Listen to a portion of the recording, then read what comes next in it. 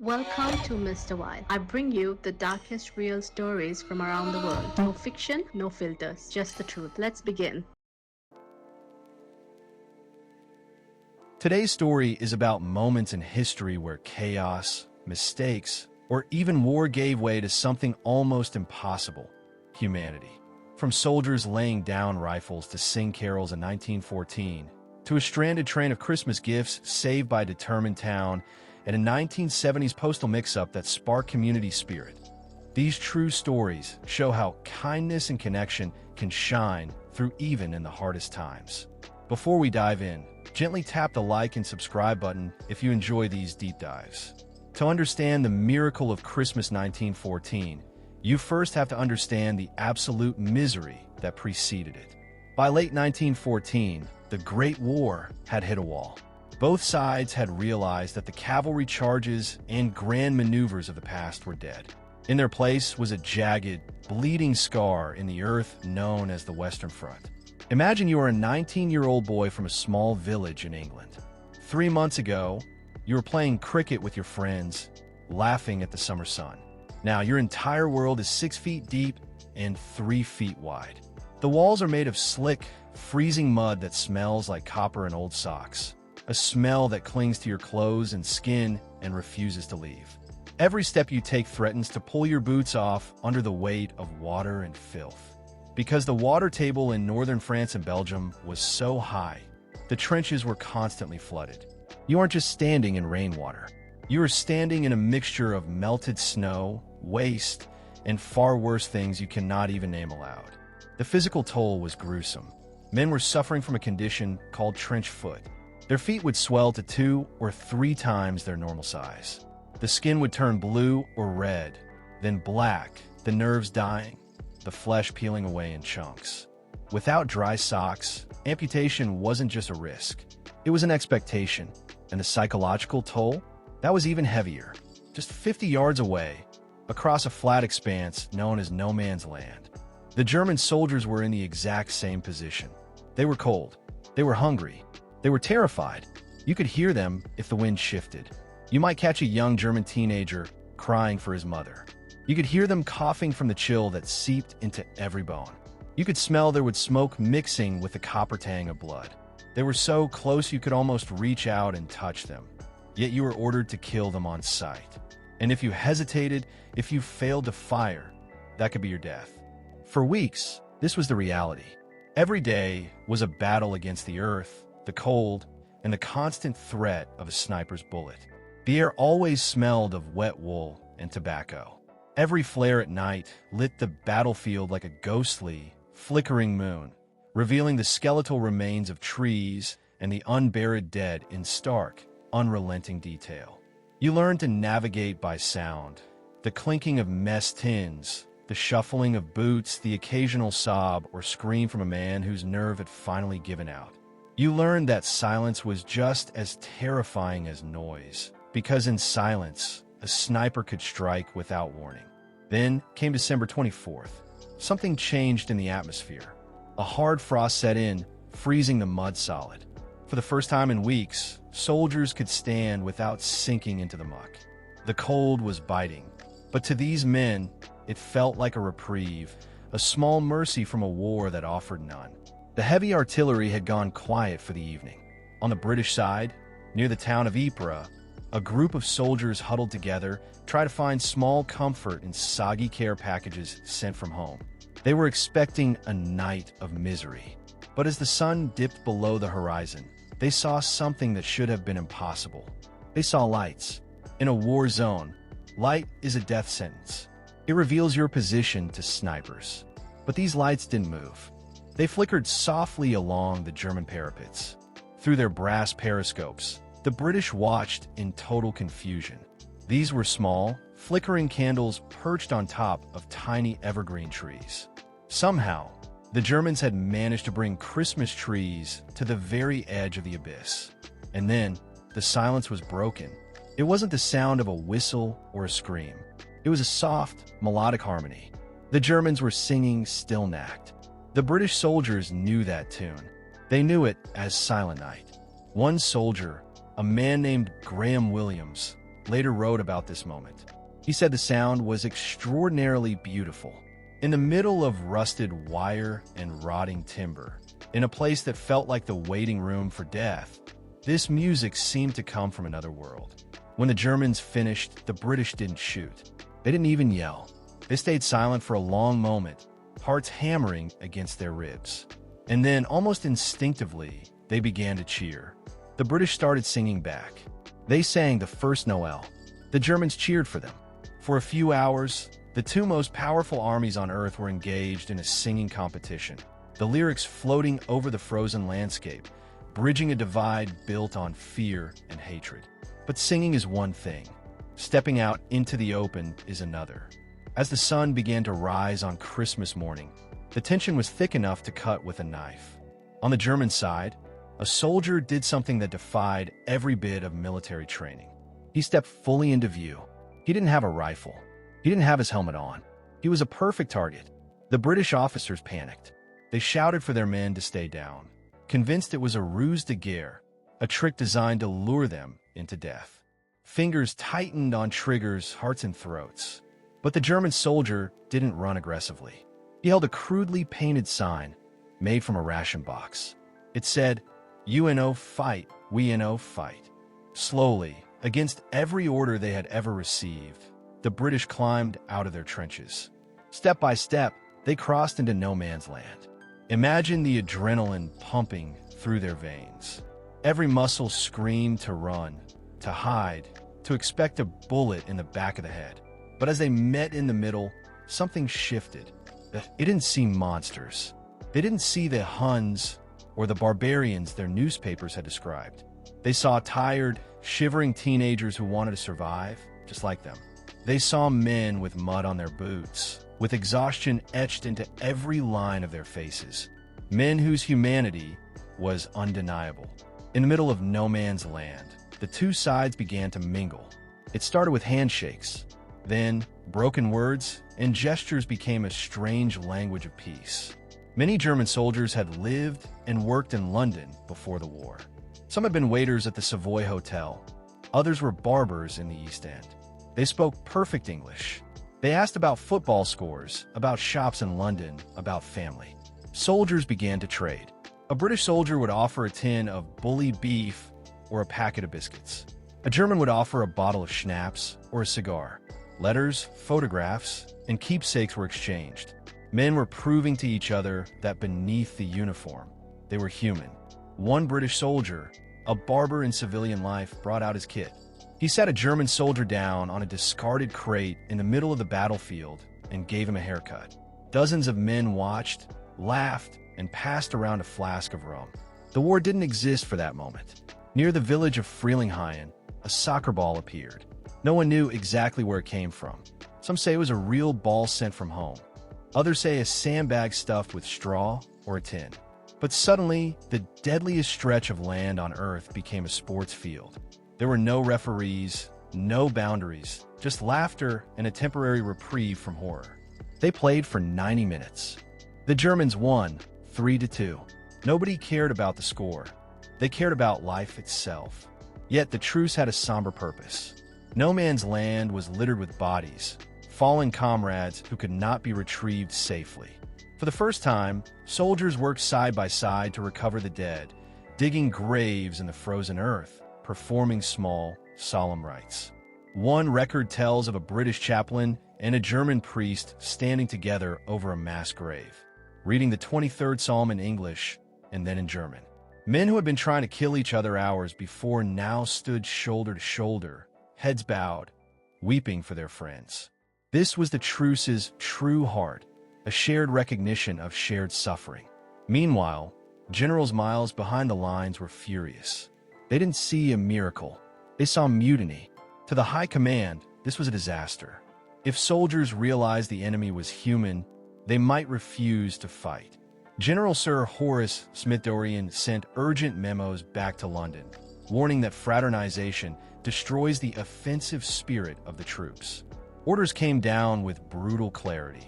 Anyone found speaking to the enemy would face arrest and potentially death. In some areas, commanders even ordered their own artillery to fire on their own trenches to restart the war. They literally had to shell their own men to remind them to be monsters. By December 26th, Boxing Day, the truce began to fade. Officers knew the pressure from the high command was relentless. In one sector, a British officer and a German officer met one last time at the wire. No gifts were exchanged. No words of friendship. They stood in silence, then shook hands. At a predetermined time, they would fire 3 shots into the air. That would be the formal notice that peace was over. The singing, the games, the haircuts, everything was finished. The shots were fired. The men ducked back into their muddy holes, picked up rifles, and stared across the frozen landscape, waiting for the first sign of the enemy. The strange, dark, and mysterious peace of Christmas 1914 was over. The Great Christmas Truce remains one of the most extraordinary moments in human history. It wasn't signed by kings, generals, or politicians. It was a bottom-up peace decided by the men actually paying the price of war with their lives. In the years that followed, the war became far more bitter, harsher, and relentless. Chemical weapons like mustard gas, flamethrowers, and massive artillery barges erased the possibility of another truce. The hatred grew, and the trauma ran too deep. Generals even ordered artillery barges on subsequent Christmases to prevent soldiers from hearing the enemy sing. But for those few hours in 1914, the rules of the world were suspended.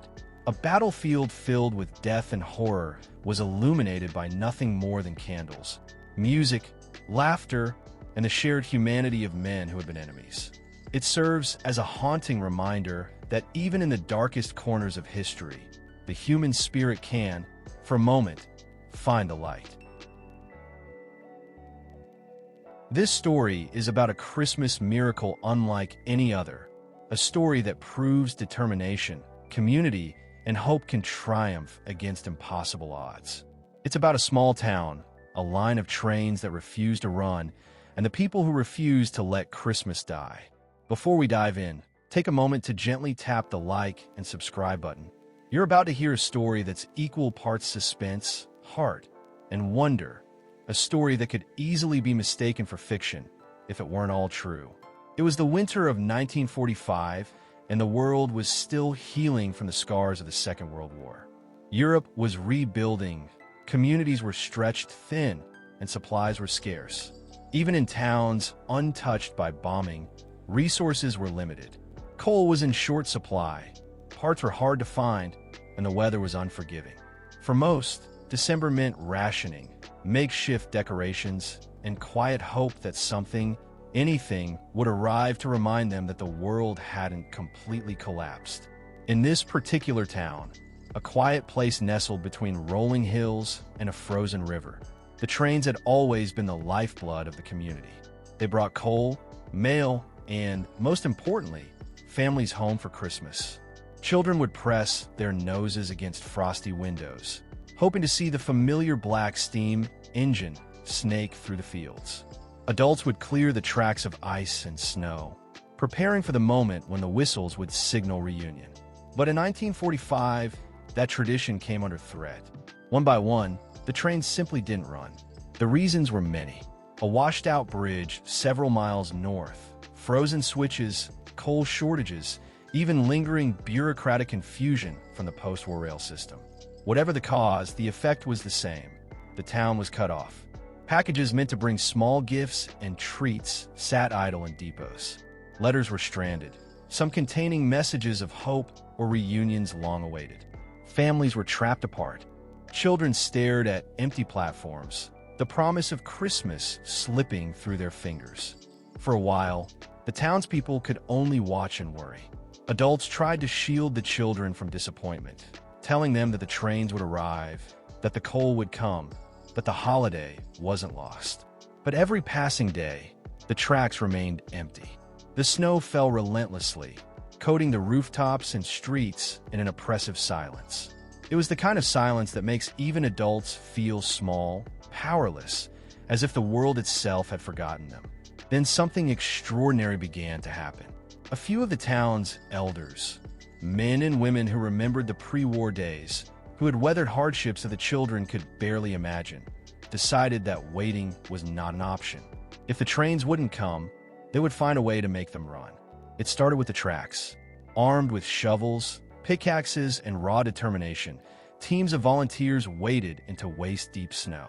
They cleared ice from the switches, reinforced weak ties, and patched sections of track that had been damaged by frost or neglect. When the work became too much for a single day, they slept in the station or in temporary shelters, only to rise at dawn and continue their labor. Their hands were raw, their faces windburned, but they were driven by something stronger than cold or fatigue, the knowledge that Christmas depended on them. Next came the engines. One of the volunteer leaders, a retired train engineer named Samuel Thompson, scoured nearby depots and abandoned rail yards. He found a coal car, a half-functional steam engine, and even a discarded lantern that had belonged to his father.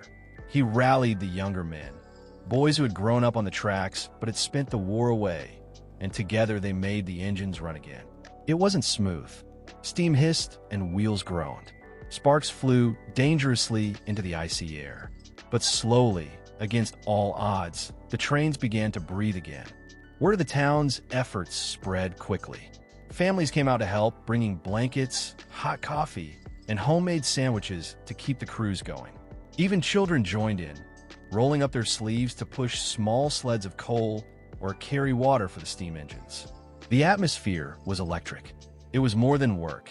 It was a shared mission, a collective defiance against the cold, the silence, and the forces that threatened to rob them of their holiday. But the challenges were far from over. One morning, as the first train was preparing to depart, a thick fog rolled in. Visibility dropped to just a few feet. Samuel Thompson, the retired engineer, peered through the mist and realized that without a clear view, the risk of collision on the single track was enormous. He had a choice: delay the train and risk disappointing the children, or try to navigate through the fog and hope for the best. The decision weighed heavily on him. The volunteers held their breath as the whistle blew, signaling the start. Slowly, cautiously, the train moved forward, creaking and groaning as it threaded through the white haze. Every whistle, every puff of steam, felt like a heartbeat in the frozen silence. Meanwhile, another problem arose. The bridge north of the town, washed out months earlier and only partially repaired, began to show dangerous signs of strain. A crack had opened in one of the wooden beams. A local carpenter, Mrs. Eleanor Finch, spotted it during her early morning patrol. Without hesitation, she rallied a team of men to shore it up with extra beams, ropes, and nails. They worked as silently as possible, knowing that even a single mistake could end in disaster. Hours passed, hands raw and fingers bleeding, until the bridge could finally support the weight of the oncoming train. The first train finally arrived at the station on Christmas Eve, hours later than scheduled, but greeted by a crowd that had been waiting in the cold. Children pressed against the rails, eyes wide with wonder. Families embraced, some for the first time in years. Packages tumbled from the cars: cookies, small toys, letters from relatives far away. The air rang with laughter, and the scent of coal and pine mingled in a way that felt almost magical. But the miracle didn't stop there. Inspired by the first train's arrival, other towns along the line began to join in. Volunteers shared tools, parts, and information about frozen switches and damaged track segments. Communities that had been isolated for weeks suddenly became part of a network of helpers, all determined to see the Christmas trains run. Every small repair, every hour spent in the snow, was a thread in a larger tapestry of hope. In one particularly tense moment, a young boy named Thomas noticed that one of the tracks leading into town had been blocked by a fallen tree, hidden beneath a thick layer of snow. Without hesitation, he ran back to fetch the volunteers, and together they lifted and sawed the tree clear just as the second train approached. If they had been even a few minutes slower, the train would have crashed. The crowd gasped and cheered as the train passed safely, their hearts racing in unison with the engines chugging. Inside the trains, families reunited. Mothers hugged children they hadn't seen in months. Fathers exchanged weary smiles with sons and daughters. and letters that had been trapped in depots for weeks were finally delivered.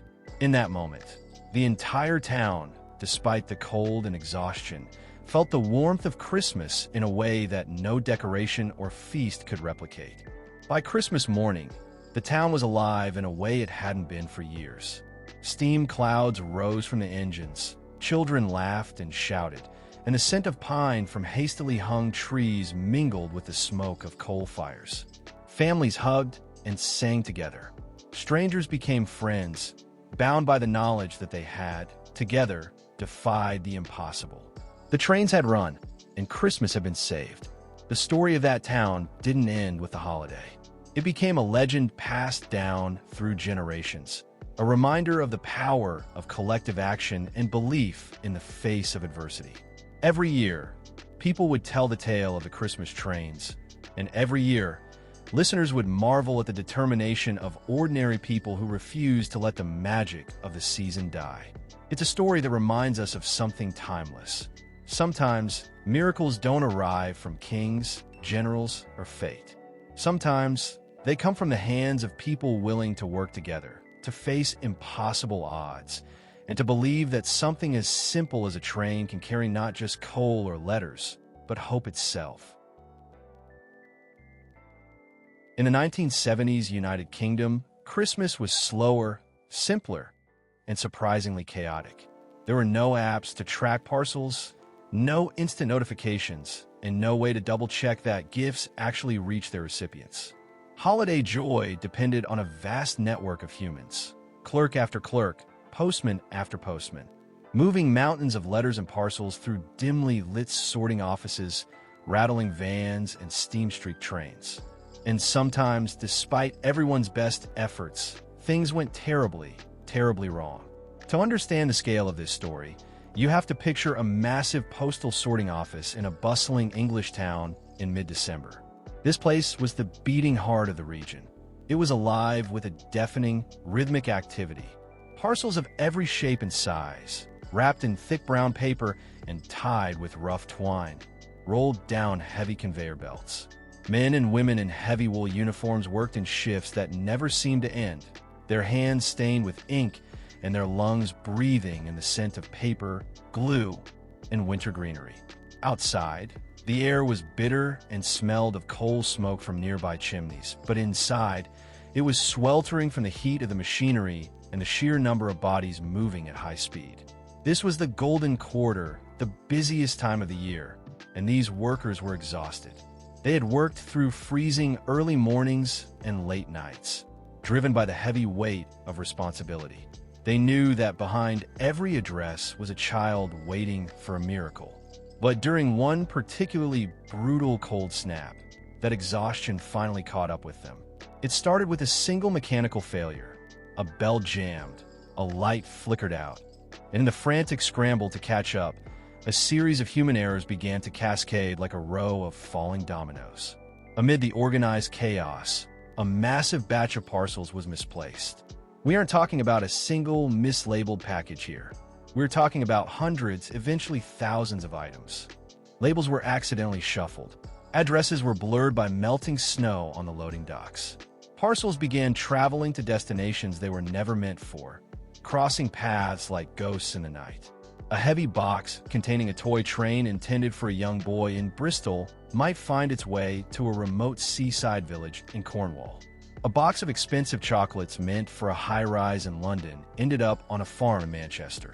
Even the most sacred documents of childhood, the letters to Santa Claus, went astray, delivered to the doorsteps of children who hadn't written them at all. At first, in the pre-dawn hours of delivery, nobody noticed. The postmen, their breath hitching in the cold air, simply dropped the packages at the doorsteps and moved on to the next house.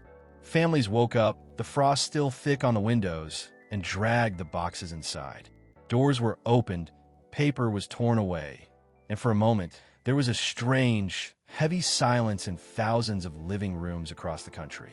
Then came the squeals of surprise. Some of these children were thrilled, some were completely bewildered, and some were mildly disappointed. But as the sun began to rise higher over the snow-covered rooftops, the true consequences of this massive systemic failure began to take shape. Families who had expected a specific gift found something entirely alien sitting under their tree. Letters arrived addressed to total strangers.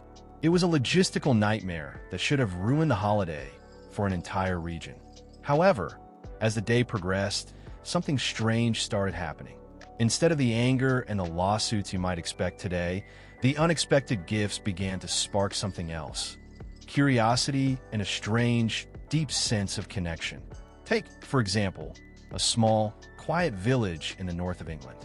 A young girl named Margaret had spent months talking about a specific set of oil paints she had seen in a shop window. She wanted to capture the moors in winter.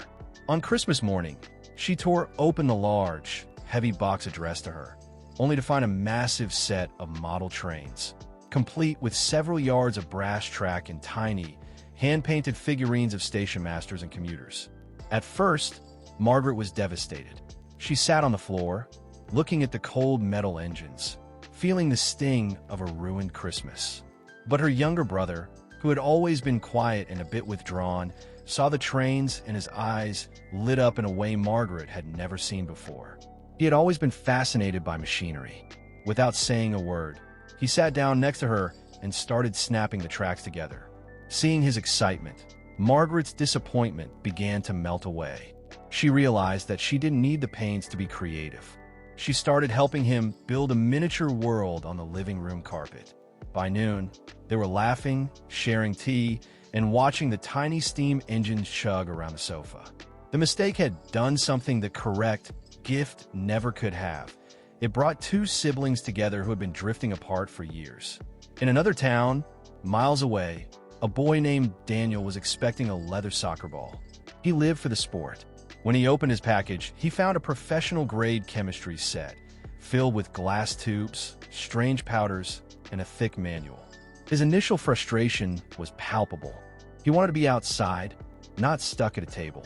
But his father, seeing the boy's slumped shoulders, picked up one of the vials and suggested they just try one experiment. Soon, Daniel was mesmerized. He spent the entire morning mixing powders, watching in awe as liquids changed color and miniature volcanoes fizzed over the kitchen tiles. By the afternoon, his parents had joined in, their own holiday stresses forgotten as they marveled at the chemical reactions. The wrong parcel had ignited a spark of scientific curiosity in Daniel that he might never have discovered if the postal system had been perfect that year. Back at the massive sorting office, the mood was much darker. The senior clerks had finally realized the scale of the disaster. Panic was rippling through the management. They stood over empty bins, looking at the logs, realizing that a significant percentage of the town's Christmas had been swapped.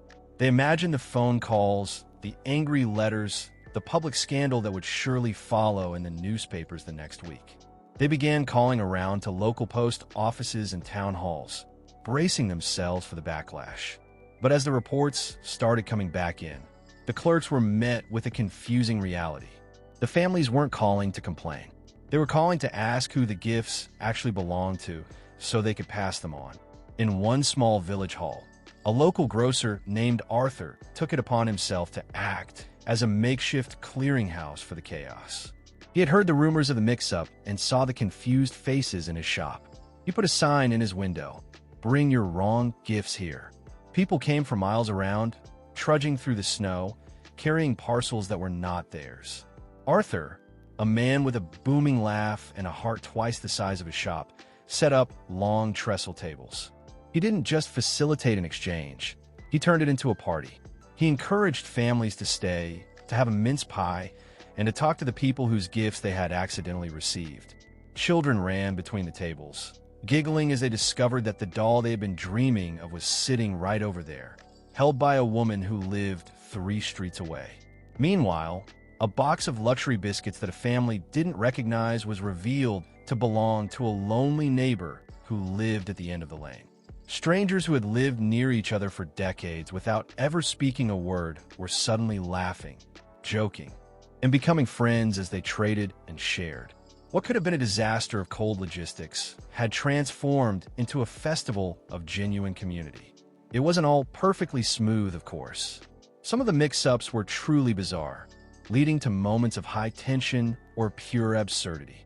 In Manchester, a grandmother opened a parcel she had been expecting to be a delicate bone china tea set she had ordered for herself. Instead, she found a box of 500 professional-grade football cards, featuring the star players of the 1974 season. She sat there in her armchair, holding a shiny card of Bobby Moore, looking completely bewildered. When her neighbors dropped by later that morning to see if she had any of their missing packages, they found her staring at the cards in silence. But when they explained what had happened at the sorting office, the woman didn't get angry. She burst into a fit of laughter that lasted for minutes. The sheer absurdity of a 70-year-old woman being gifted a collection of sports cards became a local legend, a story she would retell at every family gathering for the next 30 years. Children, as they often do, proved to be the most resilient. A boy named Thomas had been hoping for a set of wooden building blocks to make towers in his bedroom. Instead, he received a pair of bright red roller skates. He didn't even know how to stand in them. At first, he cried, but by the afternoon, he was out on the street. The cobblestones were covered in a thin layer of frost, making them incredibly slick and dangerous. But Thomas wasn't alone. 3 other boys on his street had also received wrong gifts: balls, kites, and even a cricket bat. They all spent the afternoon outside, Thomas clutching onto a garden fence as he learned to balance on his new wheels. His laughter echoed through the quiet village as he zoomed, or rather tumbled, down the street. In the process, he made friends with children from the other side of the village he had never even met. Those bonds, formed in the chaos of a postal error, lasted long after the skates were outgrown. In some larger towns, the scale of the error was so massive that the residents had to get even more organized. In one town hall, the lights stayed on late into the night. People arrived carrying boxes, some wrapped, some half-opened.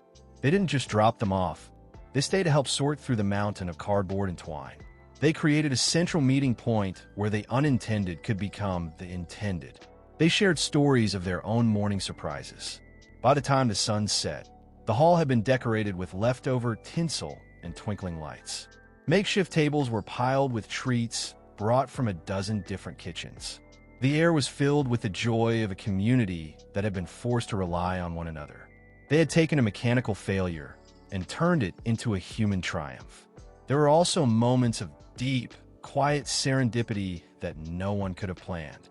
A boy who had been hoping for a simple toy train received a complex chemistry kit instead. And that single morning of fizzing tubes sparked a lifelong passion that led him to a career in medicine. A girl who had expected a set of dolls received a collection of classic adventure books. Those stories ignited a love for reading and writing that eventually saw her becoming a published author. The mismatched parcels became gifts in ways that the parents, and certainly the postal clerks, could never have foreseen. They turned an accident into an opportunity for growth and discovery. As the day finally came to an end, the story of the great Christmas parcel mix-up of the 1970s began to spread far beyond the local villages. The postal clerks, who had spent the morning in a state of near-suicidal panic, watched in utter amazement as the reports came in. There were no riots. There were no demands for refunds. Instead, there were photos in the local papers of people sharing meals with strangers and children playing with toys they hadn't known they wanted. The mistake that had seemed so disastrous had become a powerful reminder of the very best parts of the human spirit. Our capacity for generosity, our ability to adapt, and our fundamental need for connection. In our modern world of instant gratification and GPS-tracked logistics, it is easy to imagine that a mix-up of this scale would lead to nothing but rage and frustration. We're used to getting exactly what we want, exactly when we want it. But in the 1970s, this event relied entirely on human initiative and goodwill. People didn't wait for a corporate apology. They stepped out of their front doors and talked to their neighbors. They didn't argue over who owed what. They laughed at the absurdity of the situation and made the best of it. In that sense, the Great Christmas Parcel Mix-Up is not just a story of a holiday mishap. It is a story of how ordinary people can find extraordinary joy in imperfect circumstances. As the decades passed, the event became a part of local folklore. Families would sit around their fireplaces in the 80s and 90s, and someone would eventually say, "Remember the year we got the wrong boxes?" The children who had received the wrong toys grew up and told the story to their own kids, often adding that it was the best Christmas they ever had because of the mystery and the excitement of the town-wide exchange.